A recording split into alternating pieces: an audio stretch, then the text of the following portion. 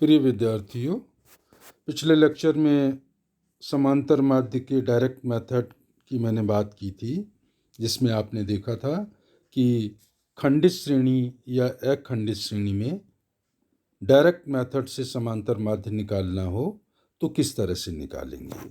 आज हम लोग जो चर्चा करेंगे वो समांतर माध्य इनडायरेक्ट मेथड से निकालना है। साथ ही स्टेप डेविएशन मीन्स गुणन भाग को कम करने के लिए कॉमन संख्या का भाग देकर के स्टेप डेविएशन मेथड को किस तरह से अप्लाई करते हैं। और आप जानते ही हैं कि स्टेप डेविएशन का उपयोग सामान्य तौर पे अखंडित श्रेणी में ही हम करते हैं। तो अखंडित श्रेणी या कंटिन्यूअस सीरीज का क्वेश्चन लेकर के indirect method using step deviations को हम लेकर के समांतर माध्य की गणना के बारे में आज बात करेंगे। तो देखिए, क्वेश्चन इस तरह से है, calculate mean of the following data. दे रखा है मार्क्स बिलो 10, 20, 30, 40, 50, 60, 70 और 80 दे रखा है। नंबर ऑफ स्टूडेंट्स दे रखे हैं। तो क्वेश्चन देखते ही मैं आप लोगों को पहले ही बता चुका हूँ, आप समझ गए होंगे कि वर्ग की एक ही लिमिट आपको दे रखी है। अंडर, लेस देन, बिलो शब्द आते हैं। इसका मतलब आपको L2 दे रखी है, L1 निकालनी है, पहला काम। दूसरी चीज, वर्ग की जब एक लिमिट दी जाती है तो आपको पता है कि आवृत्तियां उनके साथ में संचयी होती हैं। एक वर्ग की आवृत्ति में दूसरी वर्ग की आवृत्तियां जुड़ी हुई होती हैं। तो क्वेश्चन को सॉल्व करने से पहले सबसे पहले आपको वर्ग की एक लिमिट मीन्स L2 दे रखी है तो L1 निकालनी होगी। साथ ही संचयी जो आवृत्तियां हैं उनसे साधारण आवृत्तियां निकालनी होंगी। आप जानते हैं कि अगर L2 दी जाए, L1 निकालनी हो तो L2 में से प्रत्येक L2 में से जो I क्लास इंटरवल है, वर्ग विस्तार है, उसको घटाते जाएंगे तो L1 आ जाएगा। तो L2 दे रखी है, यहाँ पर आपको 10, 20, 30, 40 इस तरह से अंतर कितने कितने का है, 10, 10 का है। इसका मतलब सभी में से 10, 10 आप जब घटाते जाएंगे L2 में से तो L1 आती जाएगी। आवृत्तियां चूंकि संचयी हैं, साधारण आवृत्तियां ज्ञात करनी है। और साधारण आवृत्तियां ज्ञात करने का तरीका आप जानते हैं, जिधर टोटल कम होता है पहली डिजिट तो वही लिखेंगे, अगले के लिए ऊपर वाली आवृत्तियों के योग में से या ऊपर वाली आवृत्ति में से पिछली वाली आवृत्ति को घटाते चलेंगे। तो देखिएगा सॉल्यूशन में, अब आप मार्क्स क्लास बना दिया मैंने, L2 दे रखी है आपको, वो मैंने लिख दी, 10, 20, 30, 40, 50, 60, 70, 80 लिख दिया है। वर्ग विस्तार 10 का है तो सभी में से 10, 10 घटा दिया, तो 10 में से 10 घटाया तो 0 L1 आ गई, 20 में से 10 घटाया तो 10, 30 में से 10 घटाया 20, 40 में से 30, 50 में से 40, 60 में से 50, 70 में से 60 और 80 में से 10 घटाया तो 70। L2 दे रखी थी, क्योंकि आपने क्वेश्चन देखते ही समझ लिया होगा कि under, less than, below word हमेशा L2 के साथ आते हैं। तो L1 आपको निकालनी थी, वो I को घटा करके आपने निकाल ली। दूसरा काम करना है, वर्ग की एक लिमिट के साथ आवृत्तियां संचयी होती हैं। तो ये जो आवृत्तियां नंबर ऑफ स्टूडेंट्स दे रखा है, ये क्युमुलेटिव फ्रीक्वेंसी है। साधारण आवृत्ति निकालनी है तो जिधर टोटल कम होगा उधर से ही लिखना प्रारंभ कर देंगे।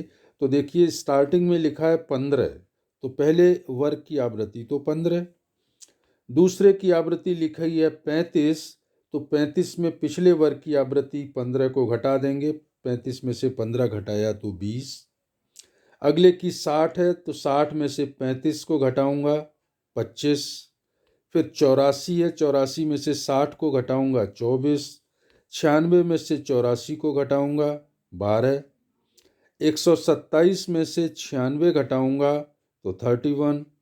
198 में से 127 घटा दूंगा तो ये आ जाएगा 71, और 250 में से 198 घटाऊंगा तो ये आ जाएगा 52। टोटल कर देंगे, टोटल जो यहाँ लास्ट फ्रीक्वेंसी होती है उसके बराबर होता है, तो टोटल आ गया 250, n इज इक्वल टू 250। तो सबसे पहला काम तो मैंने ये किया कि ये जो क्वेश्चन था इसमें वर्ग की एक लिमिट नहीं दी गई थी, वो लिमिट निकाल ली। दूसरा, आवृत्तियां संचयी दे रखी थी, तो संचयी आवृत्तियों को साधारण आवृत्तियों में मैंने परिवर्तित कर लिया। अब ये सिंपल क्वेश्चन हो गया। डायरेक्ट मेथड से अगर इसको हल करना हो तो आप जानते हैं मिड वैल्यू निकाल लूँगा, L1 और L2 को जोड़ के x आ जाएगा, f और x को गुणा करूँगा, सिग्मा fx टोटल निकाल लूँगा और n का भाग दे दूँगा 250 में। लेकिन इस क्वेश्चन को चूँकि मुझे करना है इनडायरेक्ट मेथड से, तो सबसे पहले मिड वैल्यू तो निकालनी ही निकालनी है, चाहे कोई सा भी मेथड हो। मिड वैल्यू का मतलब L1 और L2 को जोड़ी और 2 का भाग लगाइए। 0 और 10 को जोड़ा, 2 का भाग 5, 10 और 20 को जोड़ा, 2 का भाग लगाया 15, 20 और 30 को जोड़ के 2 का भाग लगाया 25, 30 और 40 को 35, 40 और 50 45, 50 और 60 को जोड़ के 2 का भाग लगाया 55, 60 और 70 से 65, और 70 और 80 की मिड वैल्यू हो गई 75। डायरेक्ट मेथड में तो हम यही करते हैं, x और f हमारे सामने आ गया है, दोनों को मल्टीप्लाई करके उसका टोटल करके n का भाग लगाते हैं। यहाँ हम क्या करेंगे, यहाँ हम डायरेक्ट इनडायरेक्ट मेथड से कर रहे हैं, तो जो मिड वैल्यू है 5 से लेकर के 75 तक, इनमें से किसी भी एक संख्या को कल्पित माध्य एज्यूम्ड मीन मान लेंगे, जिसको हम डिनोट करते हैं कैपिटल A से। किसी भी एक संख्या को मान सकते हैं, सामान्यतया बीच की संख्या को मानते हैं, जिससे हमारी गुणन क्रिया कम हो जाए। तो सपोज मैंने 35 को मान लिया कल्पित माध्य, तो A या एज्यूम्ड मीन हो गया 35। कल्पित माध्य मान करके फिर आपने पढ़ा है कि x में से a घटाएंगे तो dx आएगा। सभी में से अब हमें जो x हैं उनमें से 35 घटाना है, तो जैसे 5 में से 35 घटाऊंगा तो -30 आएगा, 15 में से 35 घटाऊंगा तो -20 आएगा, 25 में से माइनस करूंगा 35 तो 10 आएगा, 35 में से 35 घटाऊंगा तो 0 आएगा, 45 में से 35 घटाया तो 10, 55 में से 35 घटाया 20, 65 में से 35 घटाया 30, 75 में से 35 घटाया तो 40। वो लिखा नहीं है यहाँ पे, अभी तो मैं आपको सिर्फ एक्सप्लेन कर रहा था। सपोज मैंने 35 को कल्पित माध्य मान लिया, तो जो कल्पित माध्य होता है उसको सभी x में से घटाना होता है, तो वो तो आता है dx।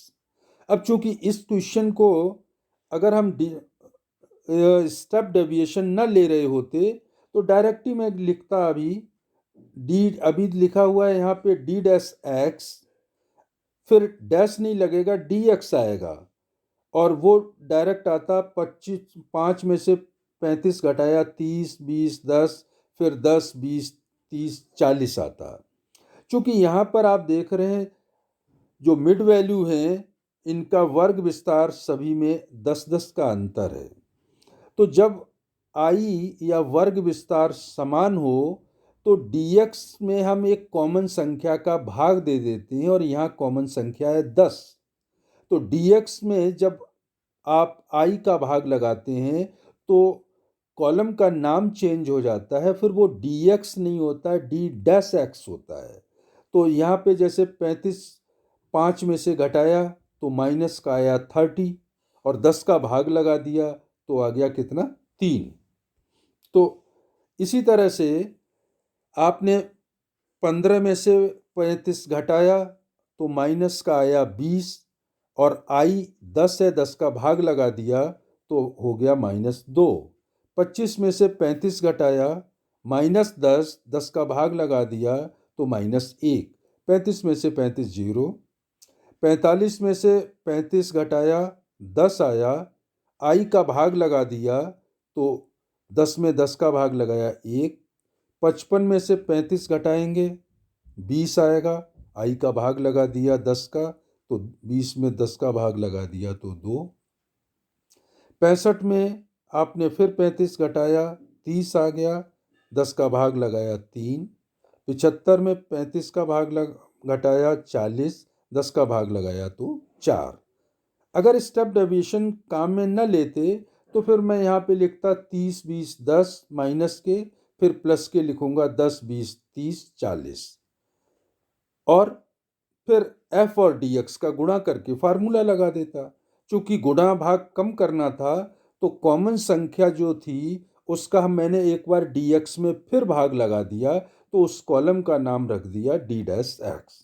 अब f और d डैश x का गुणा कर लूंगा तो देखिए 0 से 10 की आवृत्ति है 15, d डैश x है -3 तो 15 और -3 का -45, 20 और -2 का गुणा किया -40, 25 और -1 का गुणा किया -25, 24 और 0 का गुणा किया 0, 12 और 1 का गुणा 12, 31 और 2 का गुणा किया 62, 71 और 3 का गुणा किया 213, 52 और 4 का गुणा किया 208।